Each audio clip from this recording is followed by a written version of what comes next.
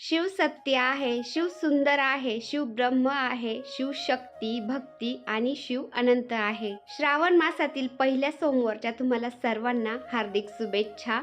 तर काल होता सोमवार आणि आज आहे मंगळवार. कालचा सोमवारचा व्हिडिओ मी आज अपलोड करते आणि आज मंगळवारी नागपंचमी आहे. तर नागपंचमीच्या पण तुम्हाला सर्वांना खूप खूप शुभेच्छा. काल व्हिडिओ टाकायला जमलंच नाही कारण काल पूजाच्या घरातली कामं भरपूर होते ना, त्यामुळे मी काल व्हिडिओ टाकू शकले नाही. आणि परवाच्या व्हिडिओला तुम्ही सर्वांनी भरभरून प्रेम दिलं त्यासाठी मनापासून आभारी सर्वांची. नमस्कार मंडळी, मी छाया आपलं सर्वांचं आपल्या आणखीन एका नवीन व्हिडिओमध्ये अगदी मनापासून स्वागत करते.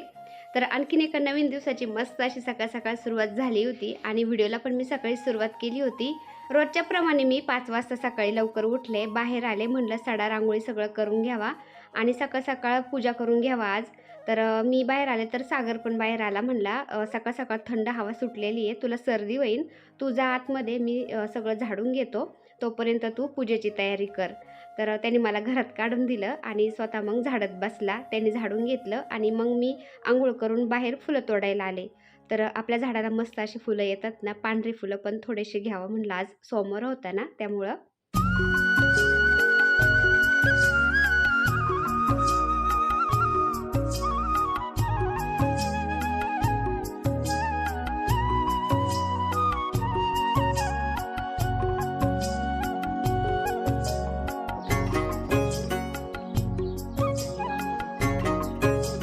देवपूजेसाठी खालच्या गार्डनमधले मी फुलं तोडून घेतले, मोगऱ्याचे, गलांड्याचे.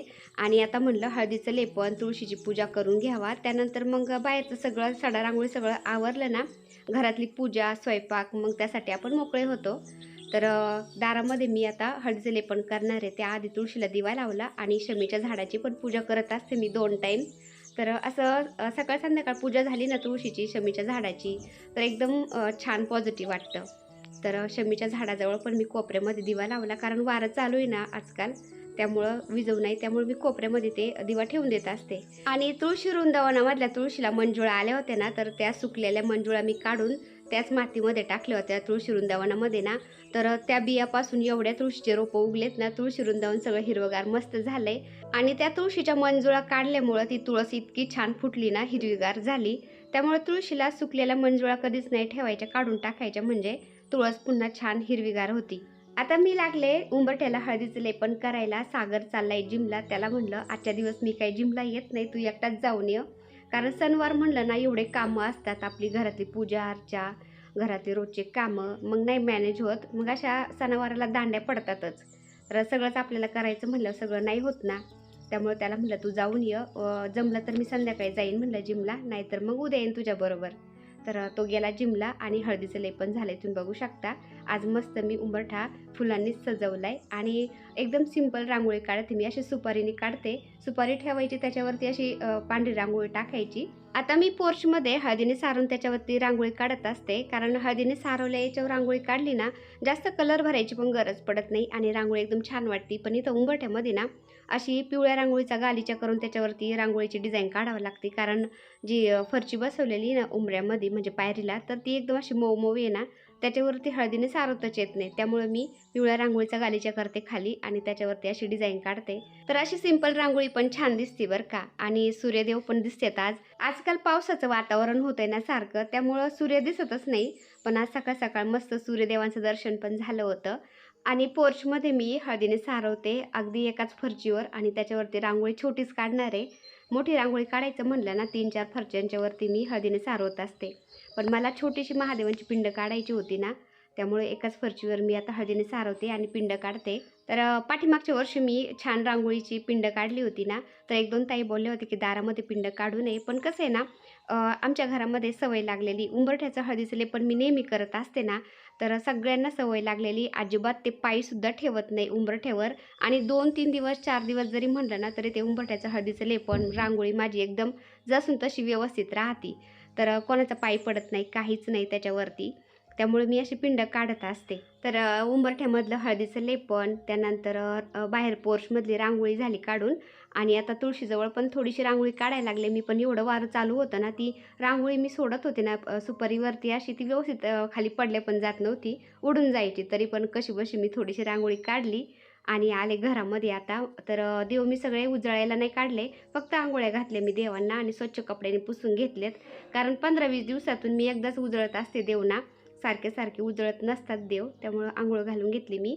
आणि मंदिरामध्ये लाल पिवळंच वस्त्र टाकत असते मी नेहमी, पण म्हणलं चला काहीतरी वेगळं आज सोमवार होता ना, आपण पांढरे कपडे घालतो, पांढरी साडी घालतो, मग देवांच्या खाली पण म्हणलं पांढरे कपडे, पांढरे वस्त्र टाकते मी, म्हणजे छान वाटतं. एका दिवसासाठी काय होतंय त्याला. तसं मंदिरामध्ये लाल पिवळाच कपडा एकदम छान दिसतो आणि शुभ पण असतो. पांढरे वस्त्र मंदिरामध्ये टाकायला मलाच नाही आवडत, पण सोमवारी म्हणलं टाकते मी. महादेवांची पूजा करण्यासाठी पांढरेच कपडे टाकणार होते नेहमी चौरंगावरती. मग मंदिरामध्ये पण मी पांढरेच वस्त्र टाकले आणि पूजेचं साहित्य सगळं काढून घेतले, तुम्ही बघू शकता. आता महादेवांना काही हळदी कुंकू वाहत नाही, पण सगळ्यात आधी गणपती बाप्पांची पूजा करावी लागते ना, त्यासाठी मग हळदी कुंकू, महादेवांना भस्म पण घेतले मी, पंचामृत काढून घेतले, रुद्राक्षाची माळ, फुलं, सगळं काय काय लागते ते जवळ घेतलं होतं. कारण मग पूजेला बसलं ना, सारखं सारखं उठायला चांगलं नाही वाटत आणि उठत पण नाही. तर पांढरं वस्त्र टाकून घेतलं मी चौरंगावरती आणि मंदिरामध्ये पण पांढरंच वस्त्र टाकलं होतं मी. तर हे कपडे आहेत ना, मी मंदिरामध्ये टाकायचे देवांना मीटरवर आणत असते. म्हणजे आपल्याला छोटा कपडा लागला तर कापून पण घेता येतो आणि असं मोठं कधीमध्ये टाकायचं ना मोठ्या पूजेसाठी कपडा, तर मोठा पण मग टाकता येतो. तर महादेवांना इथं स्थान द्यायचं होतं ना मला, महादेवांना अभिषेक घालायचा होता, तर मस्त असं म्हणलं सजावट करून घेते. तर हे गुलाबाचे छोटे बटन गुलाबाचे फुलं आहेत ना, आपल्या गार्डनमध्येच निघलेले आहेत. फक्त शेवंतीचे फुलं मी बाजारातून आणले होते. तर बटन गुलाबाचं एक झाड लावलेलं ना, त्याला एवढे फुलं येतात ना, तर ते डेकोरेशनसाठी खूप छान वाटतात बरं का. आता थोडी सजावट करून घेतली मी. त्यानंतर आता दिवा प्रज्वलित करते. थोडेसे तांदूळ ठेवले, त्याच्यावरती हळदी कुंकू वाहिलं आणि आता दिवा ठेवून घेते. तिथं दिव्याला पुन्हा हळदी कुंकू, अक्षदा, फुल व्हायचं, नमस्कार करायचा आणि हे अग्निदेवता माझी पूर्ण पूजा होईपर्यंत तर असाच तेवत राहा, त्याला नमस्कार करायचा दिव्याला आणि आपल्या पूजेला सुरुवात करायची. तर श्रावण महिन्यामध्ये आपण आहे ना हिरव्याच बांगड्या घालायच्या असतात. तर पूर्ण श्रावण महिना मी आता हिरव्याच बांगड्या घालणार आहे आणि इथं आता गणपती बाप्पांची पूजा करते. तर देवादिदेव महादेव आहेत, तरी पण महादेवांच्या आधी गणपती बाप्पांची पूजा केली जाते बरं का. तर थोडेसे तांदूळ ठेवले मी, त्याच्यावरती हळदी कुंकू वाहिलं आणि गणपती बाप्पांना तिथं स्थान द्यायचे, पण त्याआधी गणपती बाप्पांना अभिषेक घालायचा होता. सगळ्या देवांच्या बरोबर मी गणपती बाप्पांना आंघोळ घातली होती, पण आता महादेवांना अभिषेक घालायचा आहे, मग गणपती बाप्पांना का नाही घालायचा. कारण सगळ्यात आधी मान गणपती बाप्पांचा असतो ना, म्हटलं गणपती बाप्पांना अभिषेक घालते, त्यानंतर मग महादेवांना अभिषेक घालते. तर ताटामध्ये गणपती बाप्पांना ठेवलं मी. त्यानंतर 5 पाळ्या पाण्याच्या घालायच्या. ओम गण गणपती नम असं म्हणत आपण 5 पाळ्या पाण्याच्या घालायच्या. त्यानंतर आपण पंचामृत बनवून घेतो ना अभिषेकसाठी, दही, दूध, तूप, मध आणि साखर, हे 5 पदार्थ एकत्र केले ना तर पंचामृत बनतं. तर त्यांनी पण अभिषेक घालायचा. त्यानंतर पुन्हा पाण्याने घालायचा आणि आपल्याकडं चंदन, केशरयुक्त अष्टगंध असेल ना, तर ते सुद्धा पाण्यामध्ये थोडंसं मिक्स करून त्यांनी पण अभिषेक घालायचा. तर असं ओम गण गणपते नमः, ओम गण गणपते नमः असं आपण मंत्र उच्चारत अभिषेक घालायचा गणपती बाप्पांना. गणपती बाप्पांना अभिषेक झाल्यानंतर पुन्हा चांगल्या पाण्याने गणपती बाप्पांना अंघोळ घालायची आणि कोरड्या कपड्याने मस्त पुसून घ्यायचं. कारण आपण पंचामृताने अभिषेक घातलेला असतो ना गणपती बाप्पांना, त्याच्यामध्ये तूप पण असतं, त्यामुळे थोडासा असा तेलकटपणा आलेला असतो. त्यामुळं कोरड्या कपड्याने मस्त पुसून घ्यायचं गणपती बाप्पांना. थोडेसे तांदूळ ठेवलेत मी, त्याच्यावरती हळदी कुंकू वाहिले आणि गणपती बाप्पांना तिथं स्थान दिलंय. आता पुन्हा गणपती बाप्पांना हळदी कुंकू, अक्षदा, एक फूल व्हायचं, नमस्कार करायचा आणि त्यानंतर आपण महादेवांचा अभिषेक घालू शकतो. तर छोट्या पाटावरती मी बेलपत्र ठेवलंय, त्याच्यावरती महादेवांची पिंड ठेवते. तर एकदम छोटी महादेवांची पिंड आहे माझ्याकडं पारदची. तर पारद म्हणलं ना खूप महाग असतं. पारा असतो ना पहा थर्मामीटरमध्ये, तर त्याच पाऱ्यापासून हे पारदचं शिवलिंग बनवलं जातं, त्याच्यावर खूप साऱ्या प्रक्रिया करून. असं म्हणतात पारदच्या शिवलिंगावर आपण नुसतं पाण्याने जरी अभिषेक घातला ना, तरी खूप साऱ्या प्रकारे जो अभिषेक घालतो ना आपण महादेवांच्या पिंडीवर, त्याचं पुण्यफळ आपल्याला मिळायला जातं.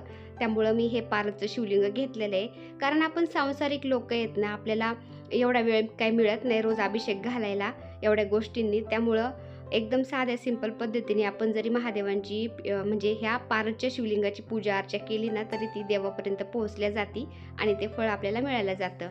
आता महादेवांच्या पिंडीवर मी आधी 5 पाळ्या पाणी घातलं. ओम नमः शिवाय, ओम नमः शिवाय किंवा ओम त्र्यंबकम यजामहेम सुगंधिम पुष्टिवर्धनम उर्वा रुक्मिणी वंदना मृत्युमोक्षी यमामृता असं म्हणायचं, किंवा साध्या सिंपल आपल्या साध्या भाषेमध्ये ओम नमः शिवाय, ओम नमः शिवाय असं म्हणलं तरी पण चालतं. 5 पाळ्या पाणी घातलं, त्यानंतर आपण पंचामृत घेतलेलं आहे ना, दूध, दही, तूप, साखर, मध, तर अभिषेक घालते. त्यानंतर चंदन केशरयुक्त अष्टगंध आहे ना माझ्याकडं, त्यांनी पण अभिषेक घालते मी. आणि महादेवांना अभिषेक घालता घालता आपल्याला जे सेवा करायच्यात ना, ते सेवा आपण करू शकतो किंवा महादेवांच्या पिंडीवर आपण गळती पण ठेवू शकतो. तर गळती पण आहे माझ्याकडं. मला जे वाचन करायचं आहे ना, तेवढं वाचन करूपर्यंत मी गळतीच ठेवत असते आणि मग पाण्याने अभिषेक तो होत राहतो महादेवांच्या पिंडीवर आणि आपलं वाचन पण झालं जातं. निरंतर टिप टिप टिप टिप पाणी त्याच्यावरती गळायला पाहिजे. आता जे केंद्रामध्ये जातात ना, त्यांना तर माहितीच असेल, नित्यसेवेचं जे स्तोत्र व मंत्र हे पुस्तक आहे ना, त्याच्यामध्ये महादेवांच्या काय काय सेवा करायच्यात ना, ते सगळं दिलेलं आहे. मी त्याच्यातूनच सेवा करत असते. तर कोणत्या सेवा करायच्या असतात ना, ते मी स्क्रीनवर देते तुम्हाला. आणि तुमच्याकडे जर पुस्तक नसेल ना, तर तुम्ही गुगलला, यूट्यूबला सर्च करून पण करू शकता. कारण आजकाल गुगलला काही सर्च करा तरी तुम्हाला मिळून जाते. तर नित्यसेवेच्या पुस्तकामध्ये ह्या सगळ्या सेवा आहेत, मी तिथूनच करत असते. पण मी तुम्हाला स्क्रीनवर पण दाखवते आता. त्याच्यामधून मी काय काय करते. शिवमहिम स्तोत्र, गणपती अथर्व शीर्ष, श्रीराम रक्षा स्तोत्र, श्री रुद्र अध्याय चमक नमक पूर्ण वाचायचं असते. त्यानंतर तर असं पूर्ण मी तुम्हाला स्क्रीनवर दाखवलं. याप्रमाणे तुम्ही सेवा गुगलला सर्च करून का होईना तुम्ही करू शकता किंवा तुमच्याकडं पुस्तक जर असेल तर चांगलंच आहे. तर अशा प्रकारे सेवा करायच्या. तर माझ्या सेवा सगळ्या झाल्या. त्यानंतर मी महादेवांची पिंड घेतली आणि पुन्हा आता ताटामध्ये जी रुद्राक्षाची माळ आहे ना, ती साईडने ठेवली आणि आता महादेवांना भस्म, अष्टगंध, चंदन, त्यानंतर आता आपल्याला जसं मस्त सजवायचं आहे ना, काय डेकोरेशन करायचं तेही करू शकतो. पण मी थोडंसं आधीच डेकोरेशन केलेलं आहे आणि आता महादेवांना भस्म लावते. आणि आपल्याला बेलपत्र मिळाले ना 108 तर चांगलंच आहे. आणि नाहीच मिळालं तर काय हरकत नाही, जेवढे तेवढे आपण व्हायचे. आणि एक जरी बेलपत्र असलं ना आपल्याकडं तरी पण पुरे होते बरं का. आणि आपल्याकडं नसतीलच ना, आणि आपण एखाद्या मोठ्या मंदिरामध्ये गेलो ना महादेवांच्या, तिथं जरी कोणी वाहिलेले बेलपत्र असतील ना, तर ते स्वच्छ पाण्याने धुवून आपण पुन्हा ते महादेवांना अर्पण करू शकतो. बेलपत्र हे शिळं मानले जात नाही, ते आपण दुसऱ्याने वाहिलेलं पण धुवून पुन्हा वापरू शकतो. तर असे माझ्याकडं जेवढे होते ना बेलपत्र, मुलाला आणायला सांगितले होते, त्यांनी आणले होते. तर तेच मी आता वाहते. 108 काही मिळाले नाही. फौजी साहेबांना काही वेळ नव्हता, मुलालाच पाठवलं होतं मी. कारण सोमवारमुळे ना खालचे बेलपत्र सगळ्या लोकांनी घेऊन गेले. ते सगळं वरती त्या झाडाला होते. मुलाला काही काढताच आले नाही. त्यांनी जेवढे काढता येतील तेवढे आणले. मग मी तेच वाहते. आणि आपल्याकडं बेलपत्राचं झाड आहे, बेलाचं झाड. तर बऱ्याचशा ताई बोलल्या की झाड थोडंसं मोठं होईपर्यंत त्याचे पानं काही तोडू नको. मग मी त्याचे पानच नाही तोडले. तर जेवढे होते तेवढे मग मी वाहिले महादेवांना. त्यानंतर हे मोगऱ्याची फुलं, त्यानंतर धोत्र्याचे फळं, धोत्र्याचं फूल इथं आपल्या घराच्या आसपास मिळून गेलं मला. तर ते पण मी वाहते महादेवांना. आणि आपल्या घराच्या आसपास एवढ्या रुई आहेत ना, रुईचे जे फुलं असतात ना, त्याचं पण महत्त्व महादेवांना वाहिलेलं खूप आहे. तर ते सुद्धा आपण व्हायचं. त्यानंतर शिवामूठ कशी व्हायची ना, ते महत्त्वाचे, ते मी तुम्हाला दाखवते आणि सांगते आता. शिवामूठ आपण हातामध्ये घ्यायचे, तांदूळ, जवस काय असेल ते. तर पहिली शिवामूठ ही तांदळाची ना, तांदूळ हातामध्ये घ्यायचे, त्याच्यात थोडंसं पाणी घालायचं असतं आणि मग ती महादेवांच्या वरती आपण ती सोडायची असते.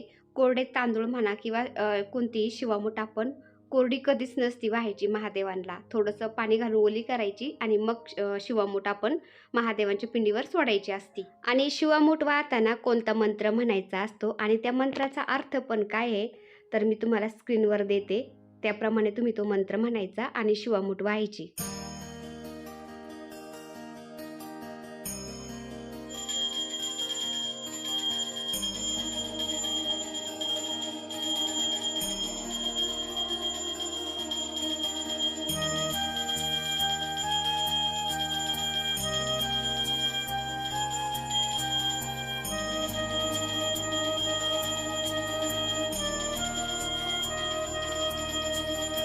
तर श्रावणमधल्या सोमवारी आपण अशी एकदम साध्या आणि सोप्या पद्धतीने पूजा अर्चा करू शकतो, महादेवांची सेवा करू शकतो. तर मला जेवढं येते तेवढं मी तुम्हाला सांगण्याचा प्रयत्न केला आहे. आणि पूजेची मांडणी पण एकदम साधी सोपीच केली, कारण घरात एवढे कामं असतात ना ताईंनो, पूजा अर्चा सगळं पाहून आपल्याला घरातले बाकीचे कामं पण करायचे असतात. तर देवाची आरती झाली, त्यानंतर मग मी सगळ्यांना आरती दिली आणि तुम्हाला फायनली आता आपलं हे मंदिर दाखवते आणि पूजा कशी मांडली मी ते पण दाखवते. तर चला आजचा छोटासा व्हिडिओ मी इथं सेंड करते. व्हिडिओ आवडला असेल तर एक लाईक नक्की करत जा ताईंनो. चॅनलवर नवीन असाल तर प्लीज आपल्या चॅनलला सबस्क्राईब पण करा. चला तर भेटूया पुन्हा अशाच एका छानशा व्हिडिओबरोबर. तोपर्यंत बाय.